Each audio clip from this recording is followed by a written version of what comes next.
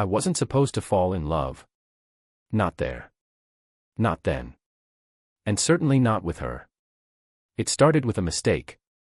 Or maybe fate, if you believe in that sort of thing. I'd booked the wrong dates for my hotel reservation in Naples, Florida. Not Italy, Florida. I was fried from a 100-hour workweek, and my assistant had finally begged me to take a break before I lost my mind or made someone else lose theirs. So I packed light, flew out of Manhattan on a Friday night, and landed in a sleepy beach town filled with retirees, golf carts, and pink cocktails with pineapple wedges. I was 39, recently separated, and successful by any reasonable definition, except maybe the one that matters most when you wake up alone at 4 a.m. I was checking into the resort when I saw her. She was standing behind the reception desk, tapping something into the computer, her dark hair pulled up in a loose bun, skin a warm caramel shade that hinted at Latin heritage. But it wasn't just that she was beautiful. She had that kind of presence that makes you straighten your posture without realizing it. Poised. Calm. Not like the other young women I'd met in New York who smiled with their eyes half on their phones. This one had depth in her gaze, something sad but strong, like someone who'd seen enough to know what mattered. "Mr. Callahan," she said, looking up, her voice soft but clear. "I believe your reservation was made for next weekend." My first instinct was frustration. But then she smiled, apologetically, like it wasn't even her fault but she still felt bad for me. And somehow that disarmed everything. "Well," I said, clearing my throat. "That's what I get for trying to plan something without my assistant." She laughed. "That happens more often than you'd think." There was a moment of silence, not awkward, but charged. She glanced down at the computer, then back up at me. "Let me see if we can find something for you tonight. We're nearly full, but give me a minute." Her name tag said Maya. Just Maya. No last name. I watched her work. She moved with quiet precision, pressing keys, reading the screen. A gold bracelet slid down her wrist as she typed. I realized I was staring, and when she caught my eye, I looked away, pretending to check my phone. I couldn't remember the last time a woman had made me nervous. She got me a room. Corner suite. Ocean view. Upgraded at no extra charge. When I thanked her, she only smiled again and said, "You're welcome, Mr. Callahan." I didn't sleep that night. Not really. I stood on the balcony with a glass of whiskey, listening to the waves, thinking about how beautiful she was and how ridiculous it was to think about her at all. She was probably 25. Maybe younger. Definitely off limits. I'd come here to recover, not to get entangled. I reminded myself of that every hour for the next 2 days. But then I saw her again on Sunday morning. She was at the front desk, straightening brochures. I came down pretending I had questions about the breakfast options. She smiled when she saw me, but this time there was a flicker of recognition in her eyes. "Still here?" she asked. "Checked out emotionally." "Not physically," I said, trying to be charming. "What about you? Do you ever get to enjoy this place?" She hesitated, then nodded. "Sometimes after hours. The staff pool is separate. But we see the sunsets too." I don't know what made me do it. Maybe I was just tired of being cautious. Or maybe I didn't want to go back to the version of myself that lived in boardrooms and penthouses and talked about EBITDA over cocktails. "Would you like to grab a coffee sometime?" I asked. She looked at me for a long second. "Are you always this forward, Mr. Callahan?" "Only when I think I might regret staying silent." She smiled again, small this time, secretive. "I'll think about it." That was how it began. Over the next week, I found excuses to pass through the lobby more than a dozen times. One day I brought her a coffee from the place she mentioned liking. The next day, she told me she loved books and I left a worn paperback Hemingway at the desk with a note, "For your collection. And maybe your opinion." Finally, after a full 7 days of flirtation that felt more like chess, she agreed to have dinner. She chose the place, a seafood shack on the bay, more local than luxury. No reservations, just picnic tables and string lights. She wore jeans, a white blouse, and no makeup. Still, she looked better than anyone I'd ever dated in New York. Over crab cakes and cheap beer, I learned that Maya was 27, born in Miami, half Cuban, half Dominican. She dropped out of college to care for her sick aunt, and when the aunt passed, Maya stayed behind to pay the medical debt. She worked full-time at the hotel and part-time cleaning condos. No complaints. No bitterness. Just facts. I found myself talking more than I usually do. I told her things I hadn't told anyone, not even my ex-wife. About how the money had come too fast and changed everything. How success didn't make me feel safer, just lonelier. How I used to paint when I was young, but hadn't picked up a brush in over 15 years. When the check came, she reached for her wallet. I stopped her gently. "I asked you out," I said. "Let me take care of it." She looked like she wanted to argue. Then, finally, she nodded.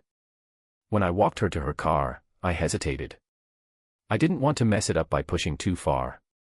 But she surprised me, stood on tiptoe and kissed me on the cheek. "Thank you, Nolan," she said. My first name. Said so softly I almost didn't hear it. We saw each other 4 more times that week. A walk on the beach after her shift. A late-night drive with the windows down, talking about everything and nothing. She never invited me to her place. I never pushed. Something about her was guarded, and I respected that. Then, on my last night in town, I asked her something bold. "Come back to New York with me."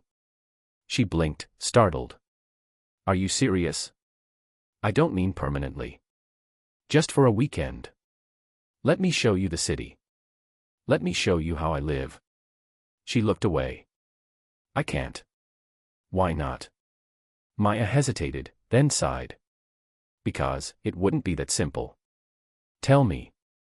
And then she said something I wasn't prepared for. "I'm married." I felt the air go out of my chest. "What?" She shook her head quickly. "It's not what you think. We've been separated for over a year. We haven't lived together in even longer. But he won't sign the divorce papers. I've tried. He just won't let go." "Why?" Her voice dropped to a whisper. "Because he's not done punishing me." I didn't speak for a moment. I looked at her, really looked at her. She was scared, not of me, but of what telling me this might do. "You should have told me." "I know. I wanted to. I just didn't know how." She looked like she was about to cry. I reached for her hand. She pulled it back. "I can't. I shouldn't be doing this. I'm sorry." She turned and walked away before I could stop her. I stood there, heart pounding, as the waves crashed just beyond the shore. And that was the moment everything changed. I didn't sleep that night. Not because of jet lag or because I'd had too much wine. Not because the ocean was loud outside the window or the air conditioning was stuck on high. I didn't sleep because every time I closed my eyes, I saw Maya walking away from me, her shoulders tight, her voice trembling. Because he's not done punishing me. That sentence kept looping through my head like some kind of cruel mantra. I stared at the ceiling, arms folded behind my head, the empty side of the bed colder than usual. I'd come here to clear my mind, maybe even figure out who I was without the tailored suits, the glass-walled corner office, and the revolving door of meaningless business dinners. I hadn't expected to find her. And I sure as hell hadn't expected to feel anything this real. But now it wasn't just about feelings. It was a problem. One I didn't understand. One she hadn't fully explained. By morning, I was pacing the suite, debating whether to text her, call her, drive over to the hotel and wait outside like some lovesick teenager. But I didn't do any of those things. Instead, I packed my bags and checked out just after noon. And then I drove to the marina parking lot a block from the hotel, parked in the shade, and waited like an idiot. I saw her around 3. She was in her uniform, dark navy blazer, cream blouse, hair in that same effortless bun. She looked tired. Not physically, exactly, but emotionally drained. Her steps were slower than usual. Her smile to the guests didn't quite reach her eyes. I knew I shouldn't be watching her like that. But I couldn't help it. Every instinct I had was screaming that she was in trouble. So I waited until her shift ended. She left through the side staff entrance, holding a reusable grocery bag and what looked like a library book. She didn't see me until I pulled up beside her. Her eyes widened in alarm, then softened when she recognized me. "Nolan. I needed to see you," I said. "I couldn't leave like that." She glanced around nervously. "You shouldn't be here." "Why?" "Because if he finds out I'm seeing someone, he'll make it worse." "Who is he, Maya?" I asked, cutting to the point. What the hell kind of man punishes his ex by refusing to sign a divorce? She looked away. "A controlling one." I parked a block down and she got in, hesitating for just a second before closing the passenger door. We didn't say anything for a few minutes as I drove aimlessly along Gulf Shore Boulevard. Palm trees, pastel condos, the slow hum of life that felt a world apart from Manhattan. None of it felt real anymore. "He didn't hit me, if that's what you're thinking," she said finally. "Not physically. But he didn't have to. He could make me feel small with a word, ashamed with a look. He controlled the money, the friends, everything. When I tried to leave, he drained our account and told me I'd be back within a month." I glanced at her. She was staring straight ahead. "But I didn't go back," she added quietly. "I got jobs, 2 of them. I moved into a tiny rental and started over. I kept thinking, if I worked hard, stayed quiet, didn't stir the waters, he'd eventually let go. He sounds like a narcissist." She smiled faintly. "He's a defense attorney." "Does that count?" I pulled over at a quiet overlook facing the water. No one around. Just sea breeze and birds and the occasional distant splash of a fish jumping. "Why haven't you taken legal action?" I asked gently. "I tried. But he fights dirty. Claims I abandoned the marriage. Says I owe him alimony. He knows I can't afford a drawn-out legal battle. So he delays. Files motions. Changes lawyers. He's trying to wear me down until I give up and agree to whatever twisted terms he wants." I didn't say anything. My jaw clenched so hard I thought I'd chip a tooth. I wasn't used to feeling helpless. In business, I always had leverage. Always knew how to tilt the table in my favor. But this was personal. And messy. And way beyond my usual strategies. "What's his name?" I asked. She hesitated. "Why?" "Because I want to know who I'm up against." Maya turned toward me then, her expression guarded. "This isn't your fight, Nolan." I looked at her. Really looked. Her jaw was set, but her eyes were wet. She wanted to be strong. She was strong. But she was also exhausted. And alone. "I don't walk away from people I care about," I said. "I don't do temporary. Not anymore." Her lips parted slightly. "We barely know each other." "And yet," I said softly, "here we are." She shook her head, a tear slipping down her cheek. "You don't get it. He watches me. He's filed complaints at the hotel before, pretending to be a guest. I can't even post a picture online without him finding it and twisting it into something ugly. If he knew I was seeing someone like you, he'd make it worse." I raised an eyebrow. "Someone like me? Rich. Respected. Public. You're everything he hates. Everything he isn't. You'd be a challenge. A threat." I sat back and stared out at the waves. For a long moment, neither of us spoke. Finally, I said, "I've dealt with men like him before. In boardrooms. In deals. In courtrooms. You're right, he plays dirty. But I play smarter." Maya turned to me. "Please don't get involved. You don't know what he's capable of." "And you don't know what I'm capable of," I said quietly. "Let me help you, Maya." "I'm scared," she whispered. "So am I admitted. But I'd rather face that than go home and pretend this meant nothing." She reached for my hand.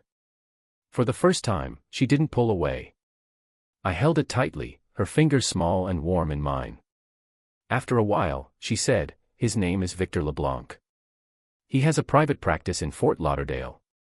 The name didn't ring a bell, but I filed it away. "You trust me with this?"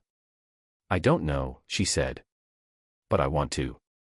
Later that night, after I dropped her off 2 blocks from her apartment, just in case, she texted me a single line. You don't have to fix this. Just don't disappear. I stared at the message for a long time. Then I made a call to someone I hadn't spoken to in months, my old college roommate, now a top-tier divorce attorney in Miami. A pit bull in a designer suit. Hey, Logan. It's Nolan Callahan. I need a favor. It's personal. By the time Logan called me back, I was already halfway to the airport. I had no idea what I was doing. Or maybe I did, and just didn't want to admit it to myself. All I knew was that I couldn't go back to Manhattan and sit behind a mahogany desk pretending everything was fine while Maya was stuck in a cage she didn't build, with a man who refused to let her out. Nolan Callahan, Logan said through the speaker, that familiar mix of amusement and irritation in his voice. You disappear for 3 years and suddenly you're asking me for favors. I should have let it go to voicemail. Nice to hear your voice, too. There was a pause. You sound tense. This about a woman? It is. Of course it is. Give me the name. Victor LeBlanc. Private practice in Fort Lauderdale. I need everything you can find. Legal history, complaints, financial records, anything shady. You want me to dig up dirt on another lawyer? Logan laughed. Do you know how many bar rules I'm about to bend? Yeah, I said. That's why I called you. Another pause, then a sigh. Fine. But if I end up in front of the ethics board, I'm using your name. Deal. I hung up just as my plane began to board. I didn't even have a return flight booked. I just knew I needed to be in South Florida. Close enough to help. Close enough to act.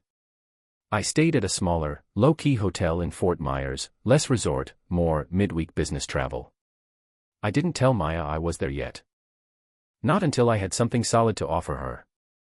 Something more than just good intentions and protective instincts. For 3 days, I waited. Logan called me on the 4th morning, his voice tighter than usual. You weren't kidding about this guy. I sat up straight in bed. What did you find? More than I expected.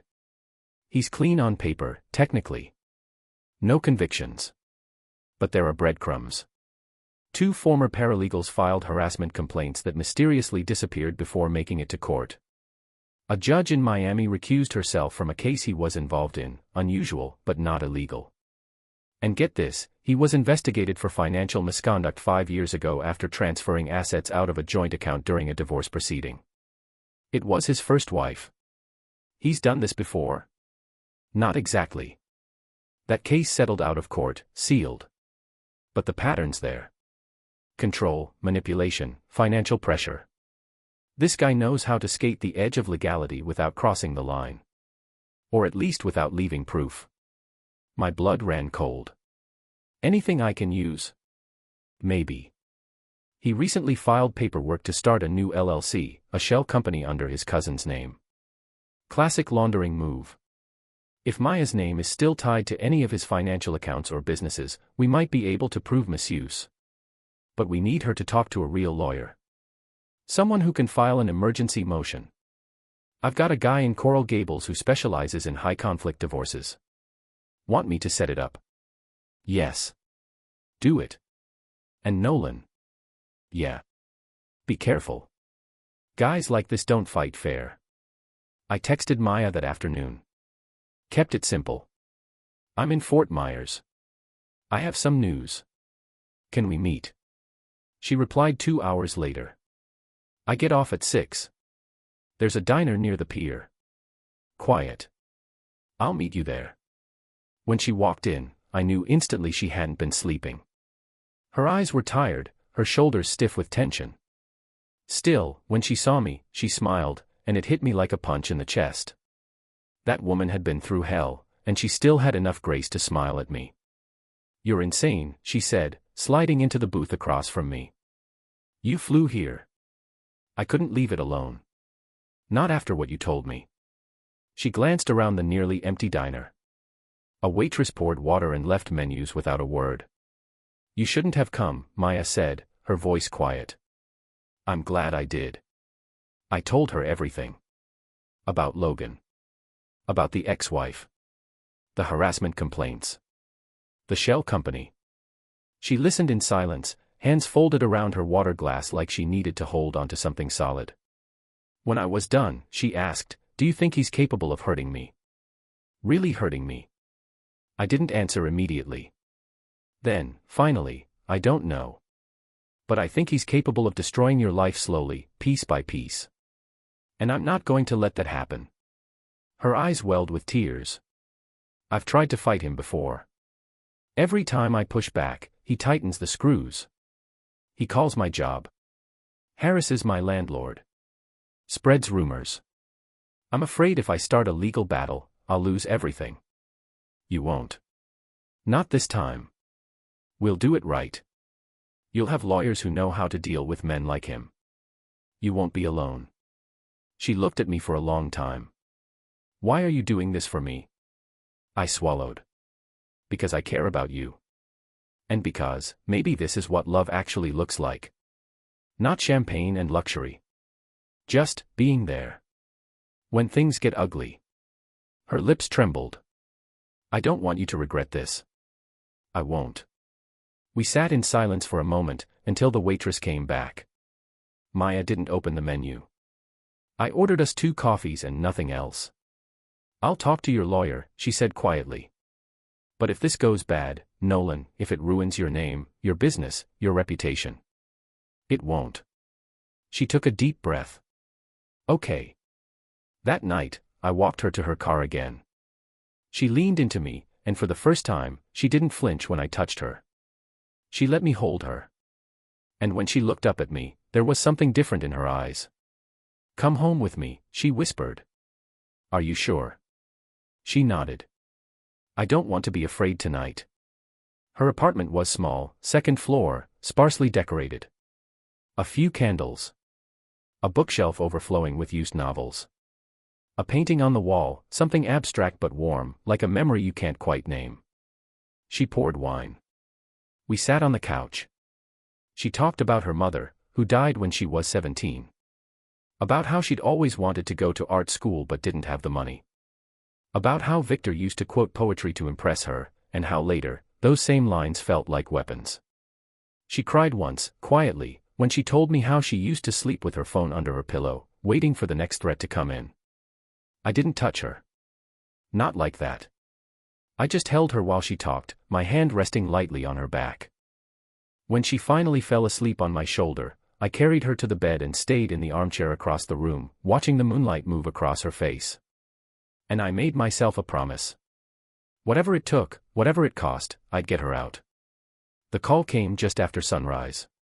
Maya was still asleep, tangled in the sheets, one arm across the empty side of the bed where I should have been.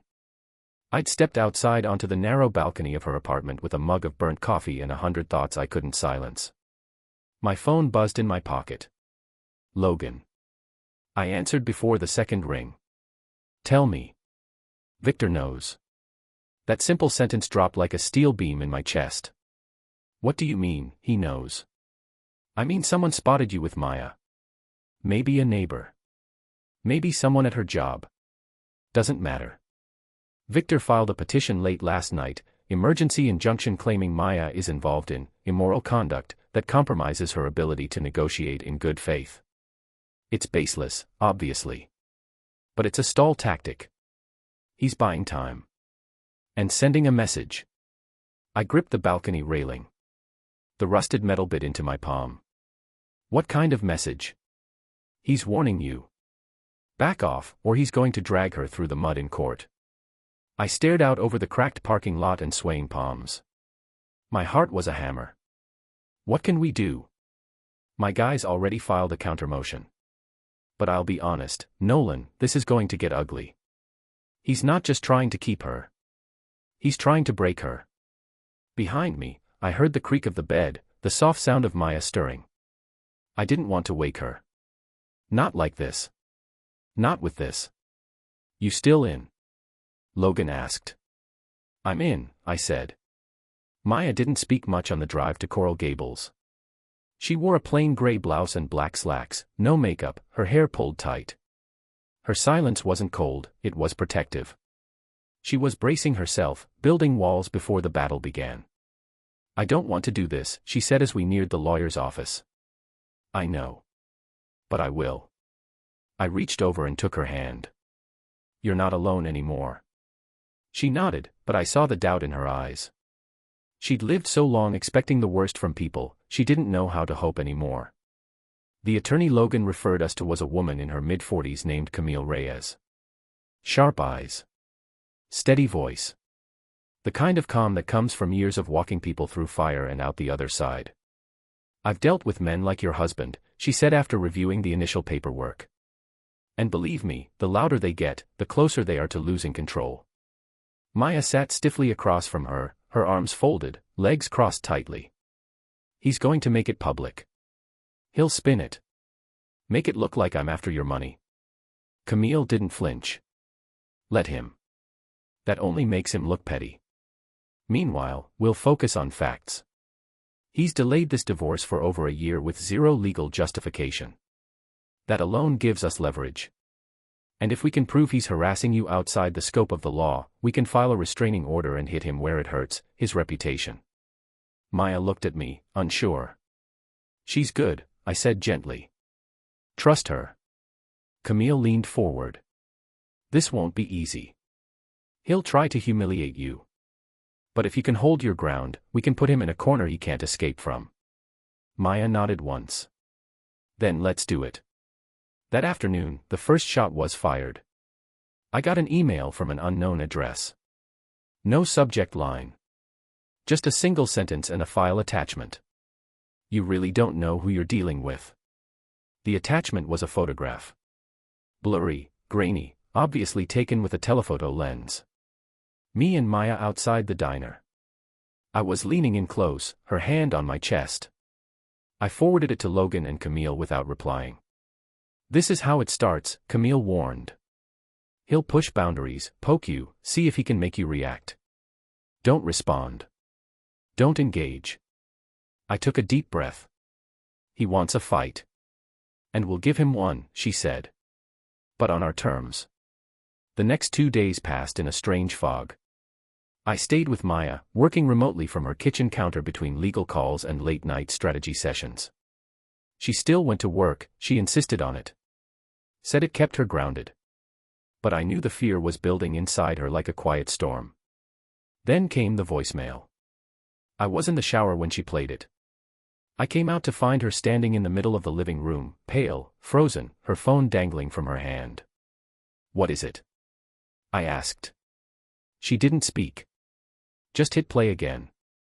Victor's voice slithered out of the speaker, calm, cold, deliberate. "You think you've won something?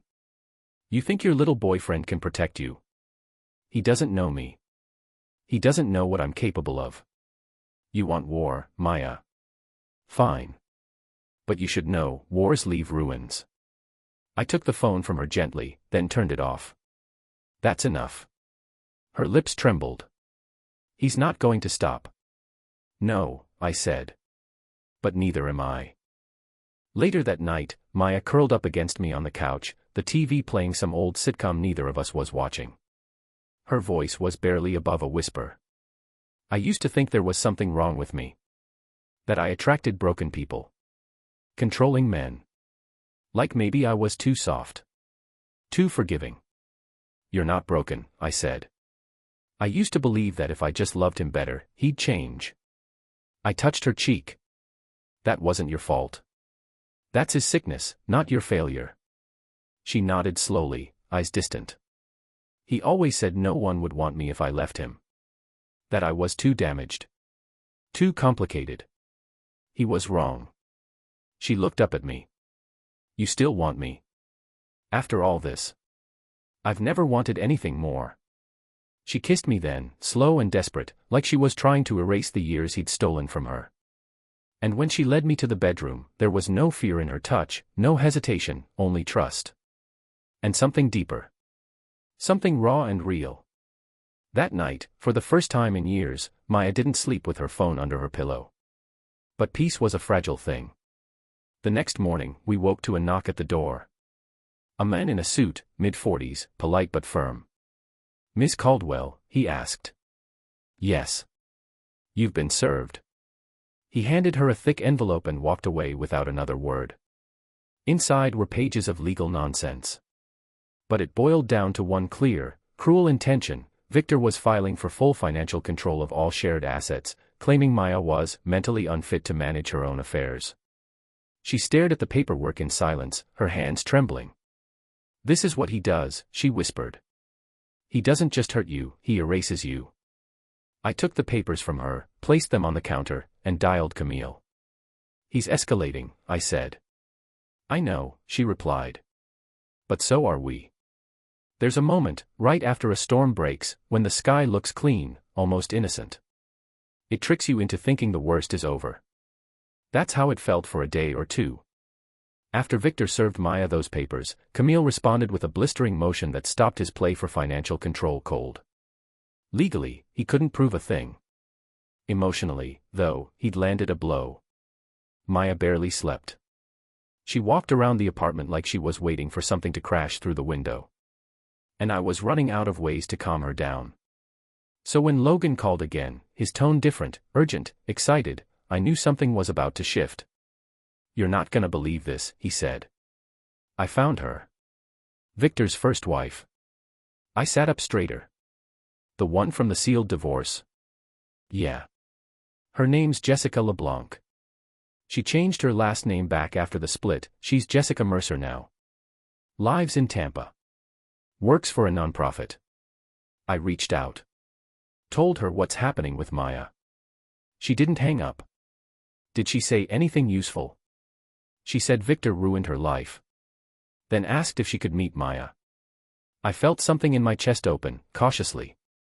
She's willing to talk. Not over the phone. She wants to see Maya in person. Said she has something important. But she needs to know this isn't a trap. Victor's got a long memory. I looked over at Maya. She was standing by the window, arms crossed, watching the wind push the palm trees like they owed it something. "Set it up," I said. "We'll drive out tonight." The drive to Tampa was long and tense. Maya didn't say much at first. She just watched the highway blur by, her fingers nervously twisting the hem of her sleeve. "I've thought about her," she said finally. "His ex. I used to wonder what she was like. If she saw the same version of him I did. Sounds like she saw worse." Maya gave a sad, crooked smile. She got out. "Maybe that makes her stronger than me. You're here now. That's what matters." She turned to me. "What if meeting her makes things worse?" I hesitated. "Then we deal with it. Together." Jessica Mercer met us at a quiet cafe on the edge of a park. She was in her early 40s, tall, wiry, with auburn hair and sharp cheekbones. There was something tired but strong in her eyes. Like she'd spent years being knocked down and figured out how to get up every time. She ordered black coffee, no sugar.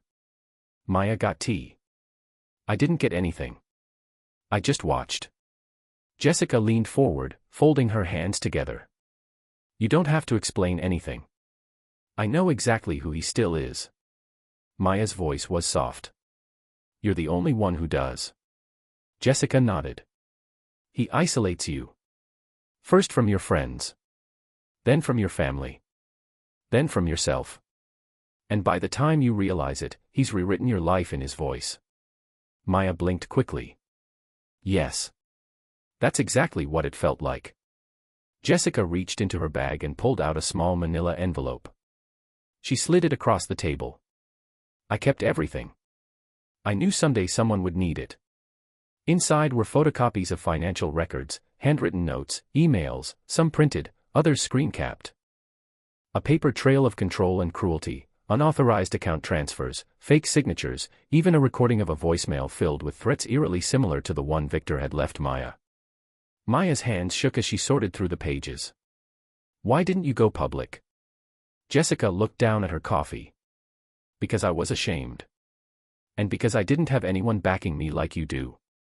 I saw Maya's throat tighten. "He says no one will believe me." Jessica met her eyes. Then let them hear both of us. Camille nearly leapt through the phone when I told her. This is a goldmine, she said. With this and the voicemail, we have enough to file a restraining order and petition for a full divorce with misconduct. The judge will have to take it seriously. What happens if he fights it? He will fight it, Camille said. But now he's cornered. And cornered men make mistakes. Later that night, back in the apartment, Maya sat on the floor of the bedroom, her back against the dresser, papers spread out like pieces of a puzzle that finally made sense. She wasn't lying, Maya said. It's all here. The control. The threats. It's almost word for word what he did to me. I crouched beside her. He's a pattern, not a person. She looked up.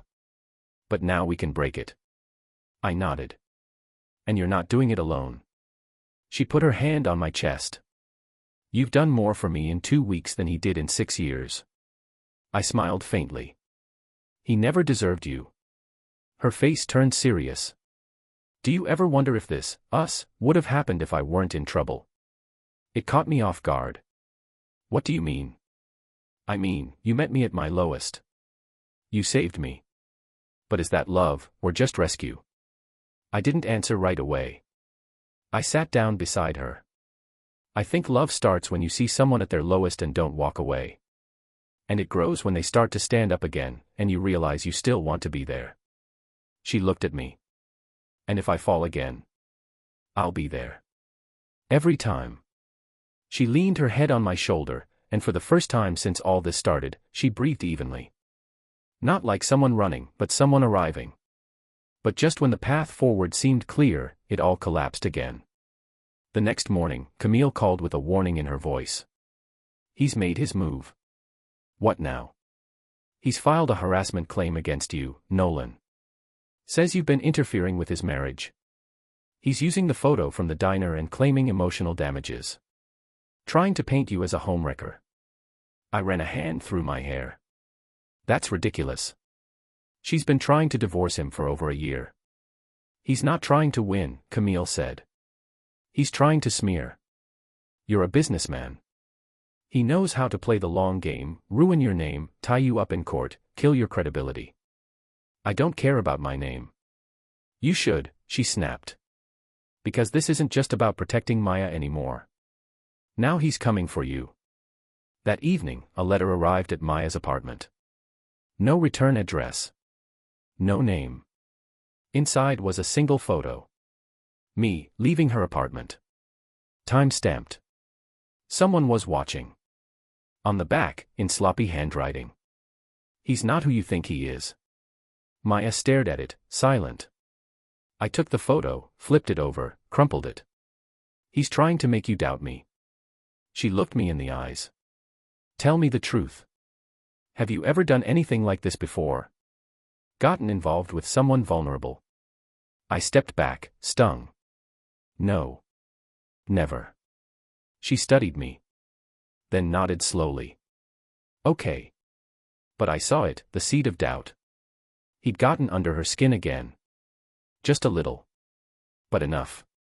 Trust isn't something you lose all at once. It leaks, quietly. Like a slow drip in the back of your mind you pretend not to hear, until it floods the room. And after that anonymous photo showed up, I could feel it. In the way Maya looked at me just a little too long before answering. In the way she hesitated when I reached for her hand. It wasn't distance yet, but it was the thought of distance. And Victor knew exactly what he was doing. The next day, Logan called. You're not gonna like this. Great. What now? I got a name for the person who took those photos. I sat up straight at the kitchen table, my coffee going cold in front of me. Who? Her name's Erica Sloan. I blinked. That's not possible. Oh, it's possible. She used to work with your team in Chicago, right? Marketing consultant. I nodded slowly. Yeah. Briefly. She was complicated. Logan let out a breath. She's not just complicated anymore. She's been talking to Victor's people. Jesus. Look, I don't know what happened between you two, but Victor is using her to build a narrative. She's filed an affidavit claiming you have a history of manipulating vulnerable women for emotional leverage. It's total crap. But it sounds nasty on paper. I stood up, ran a hand through my hair. I haven't spoken to Erica in years. We had one short relationship. It ended badly. She was unstable. Victor's not interested in truth. He's building a story. And right now, it's Maya's story against hers. I debated telling Maya. 4 hours. I paced the apartment like a man watching his own house burn, holding a bucket of water and unsure where to throw it. But I had to be honest. Even if it hurt.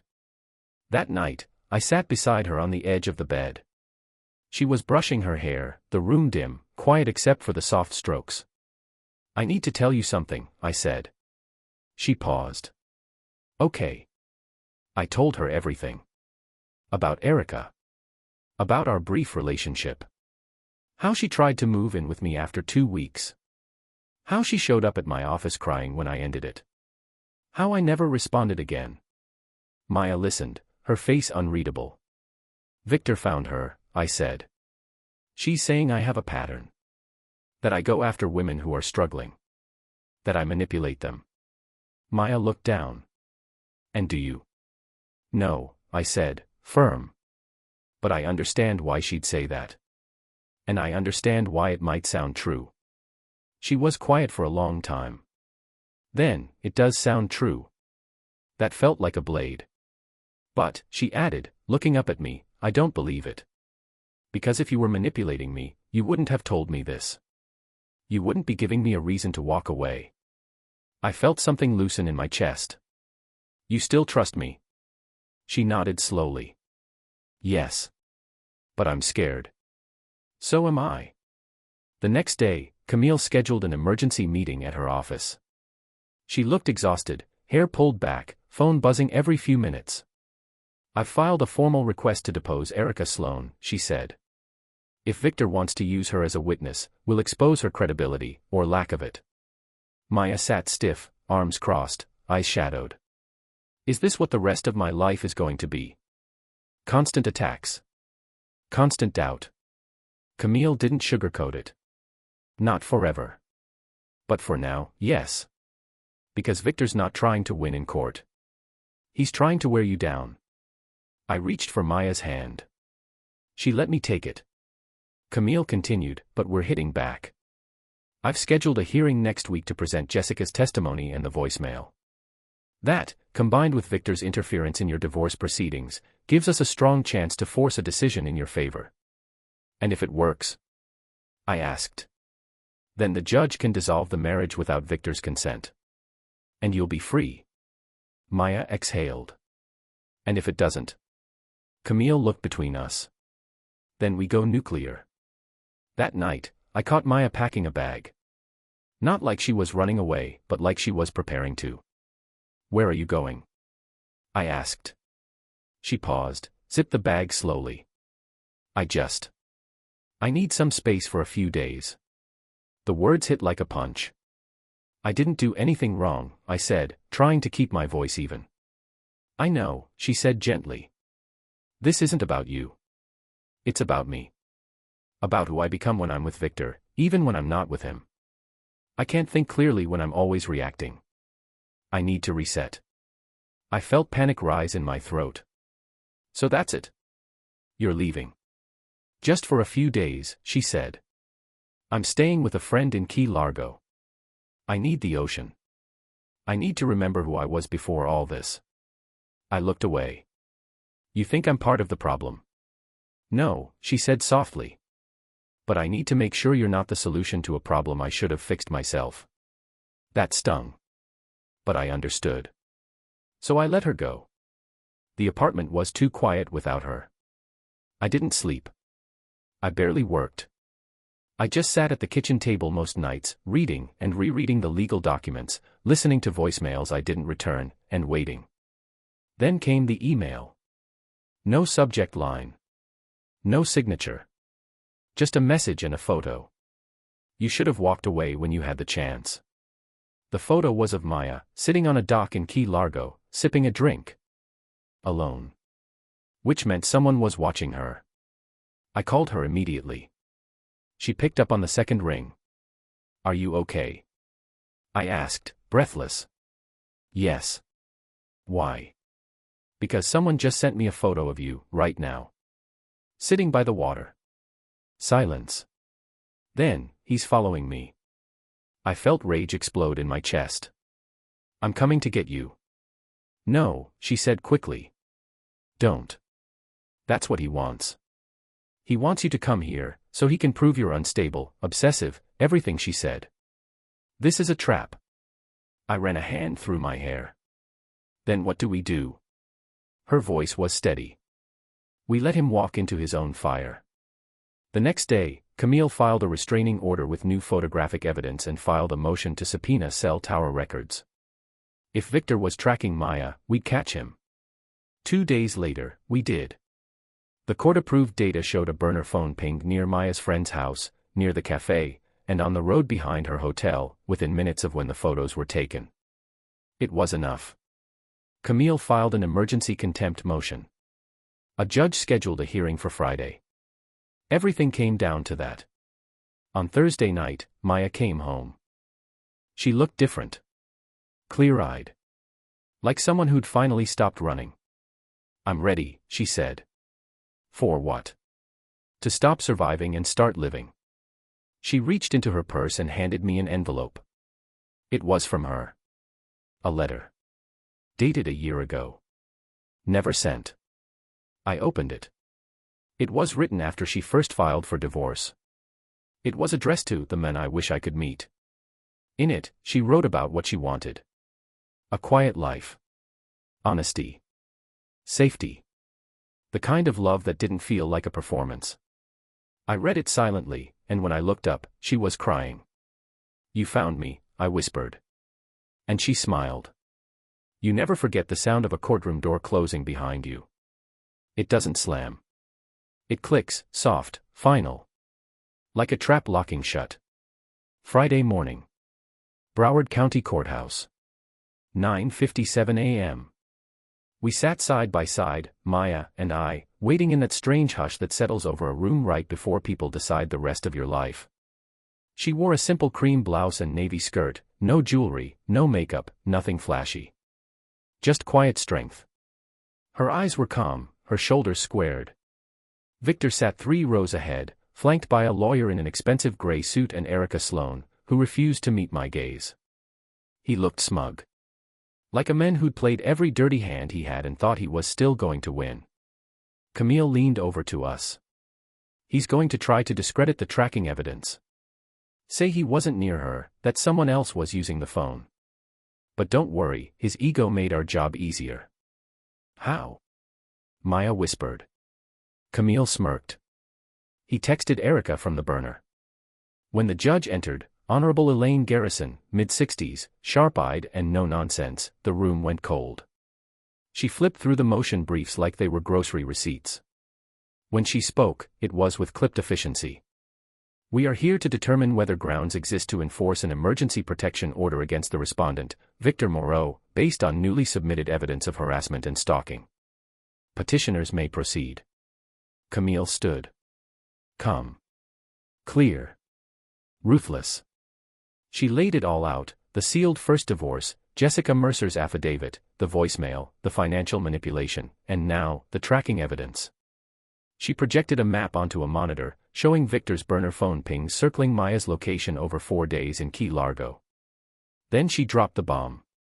Your Honor, we've subpoenaed messages sent from that burner. This exhibit shows the respondent texting Erica Sloane at 6:04 p.m. on the second day Maya Logan was in Key Largo, attaching the very photograph he later mailed anonymously to my client.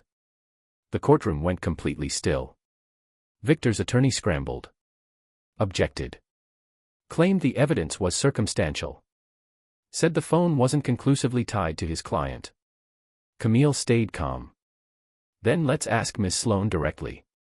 Erica took the stand with the stiff posture of someone trying too hard to look credible. Her voice shook slightly under Camille's questioning. You previously submitted a written statement suggesting Mr. Nolan Chase has a pattern of manipulating vulnerable women. Is that correct? Yes. And you ended your relationship with Mr. Chase how long ago? 4 years. And have you spoken to him since then? No. Did Victor Moreau contact you? Yes. When? About a month ago. What did he offer you in exchange for your statement? Silence. I'm sorry. Camille pushed gently. Erica's eyes flicked toward Victor, then to the judge. He offered to clear some debts. I have some credit issues. He said he could make that go away. There was an audible gasp in the courtroom. Even the judge tilted her head slightly. Camille gave a single nod. No further questions. Victor's attorney looked like someone had just pulled the floor out from under him. Then it was Maya's turn. She took the stand, and I swear to God I've never seen anyone more composed. She didn't cry. She didn't raise her voice. She didn't paint herself as a victim. She told the truth. About how Victor had chipped away at her self-worth. How he convinced her no one would want her if she left. How he stalled the divorce, used connections to delay court dates, sent vague threats to her co-workers.